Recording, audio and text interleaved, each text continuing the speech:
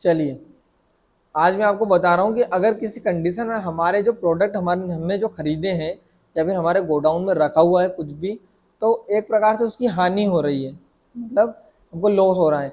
Loss कैसे हो सकता है? या तो माल चोरी हो जाता है, या खराब हो जाता है, या जल जाता है।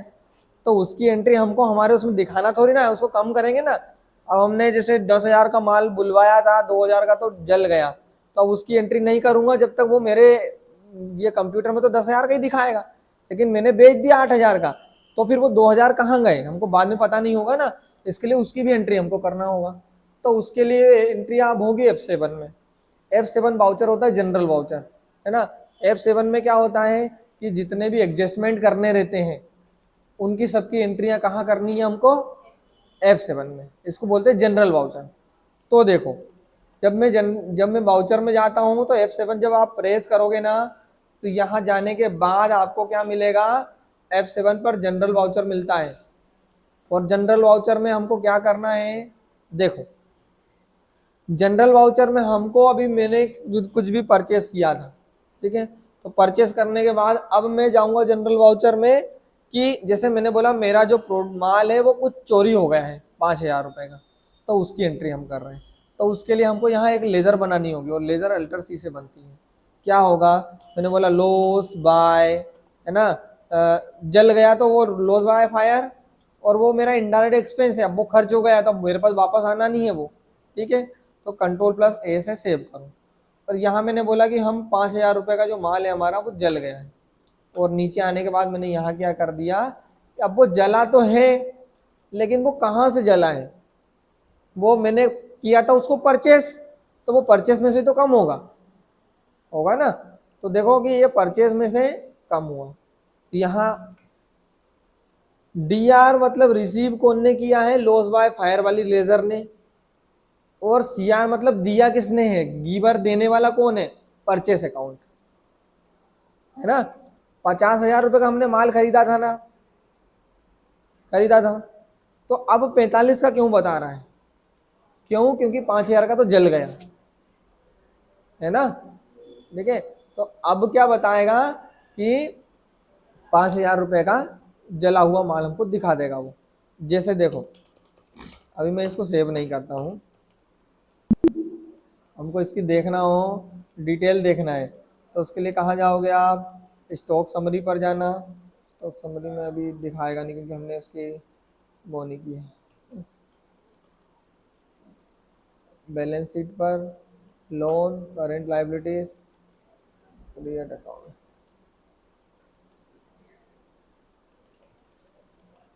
नॉर्मल देख लेते हैं ना, यहीं से देख लो अभी, फिर मैं आपको पूरा डिटेल से गेटवे ऑफ दिल्ली पढ़ाऊंगा।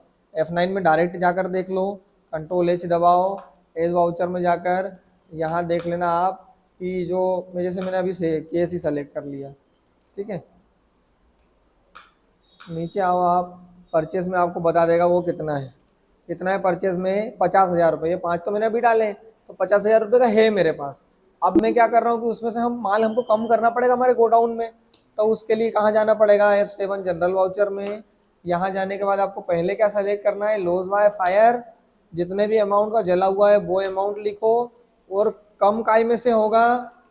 परचेज में से। तो अब परचेज में से कम हो गया, ठीक है। लेकिन क्या हुआ कि अब कुछ चोरी भी हो गया उसमें से, है ना। अब चोरी हुआ तो उसकी भी हम करेंगे एंट्री, और सेम टू सेम होगी। क्या करना है? एक लेज़र बनाओ इस नाम से, लॉस बाय थेफ्ट, है ना। और नीचे आओ, यहाँ इनडायरेक्ट एक्सपेंस ही आएगा। कितने का? फिर मैंने बोला 5,000 रुपये का।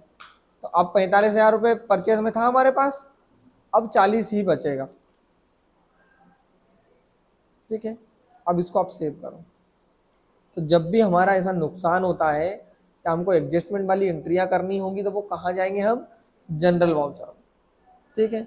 जैसे देखो, मैंने किसी व्यक्ति से कुछ प्रोडक्ट खरीदा है 1,00,000 रुपए का। अब 20,000 रुपये के माल में टूट फूट हो गई, तो मैंने उसको रिटर्न कर दिया। मुझे 1,00,000 रुपये उसको पहले देना था, मैंने 20,000 रुपये का माल उसको रिटर्न कर दिया, तो अब मैं उसको कितने रुपए दूंगा? 80,000 रुपये दूंगा ना, क्योंकि 20 का तो माल हमने दे दिया है, 1,00,000 का बुलवाया था। तो हमने जो माल उसको रिटर्न कर दिया उसकी पेमेंट क्यों करेंगे हम, ठीक है। तो वो जो मैंने 20,000 रुपये का माल रिटर्न किया है उसकी एडजस्टमेंट एंट्री यहाँ दिखाना पड़ेगा, और जो बकाया पेमेंट है उसकी भी पेमेंट करना होगा। जैसे देखो F9 में गया, बाउचर मोड मैंने चेंज किया, मैंने बोला बिल नंबर 65 है ना, मैंने बोला कि मैंने यहाँ की जगह रूप सिंह जो हमारा ट्रेडर्स है उनसे कुछ प्रोडक्ट खरीदा है, और रूप सिंह ट्रेडर्स कौन है, सैलरी क्रेडिटर्स, ठीक है।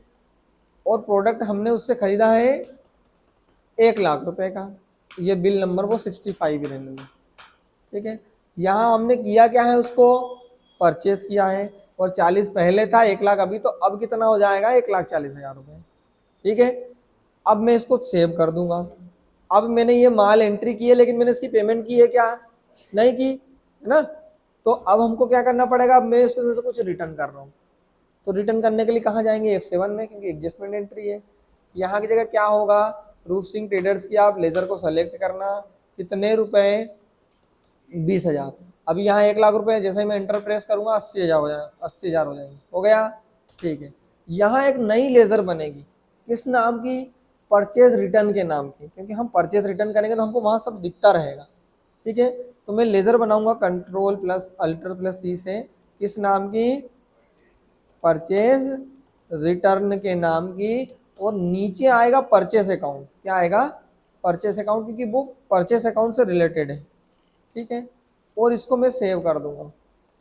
अब मैंने उससे माल खरीदा, उसको माल रिटर्न किया, लेकिन जो बकाया पेमेंट है उसकी पेमेंट भी करना पड़ेगा, तो उसके लिए कहाँ जाना पड़ेगा, F5 पेमेंट वाउचर में लेजर सेलेक्ट करूंगा, कौन सी वाली, रूप सिंह ट्रेडर्स वाली, और पेमेंट कितना देना है, अभी इसको हमको 80,000, तो 80,000 रुपये हम इसको दे रहे हैं। और देखो यहाँ की जगह क्या आता है, ये हमने ये बिल नंबर, और हम एजुकेशन मोड में, इसके लिए डेट आई नहीं है, लेकिन आप जब वो चलाओगे तो उसमें परफेक्ट डेट आएगी। और आगे बढ़ते जाओ यहाँ, और यहाँ क्या आएगा, केस, और Ctrl+A से सेव। तो ये कितनी एंट्रियां हुई हमारी, मैंने आपको पहले माल चोरी होने की बताई है, फिर माल जल जाने की बताई है, और फिर ऐसा माल जिसको मैंने खरीदा है, कुछ रिटर्न किया है, और उसकी जो बकाया पेमेंट है वो की है। कुछ डाउट हो तो बताओ।